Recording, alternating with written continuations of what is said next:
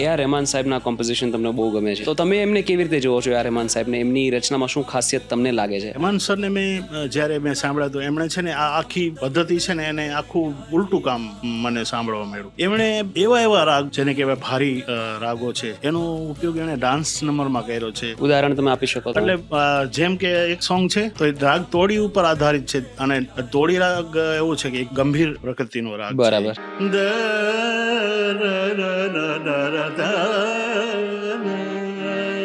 આ રાગ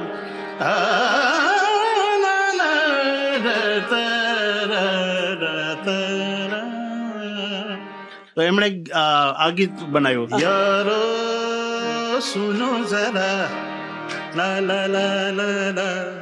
આમ જોવા જઈએ તો કે આ ગંભીર પ્રકૃતિનો રાગ અને એમાં ડાન્સ નંબર બનાવવું, એટલે મને એ વસ્તુ એમની અપીલ કરી ગઈ કે આ રાગ કોઈ ડાન્સ નંબરમાં ઉપયોગ થઈ શકે.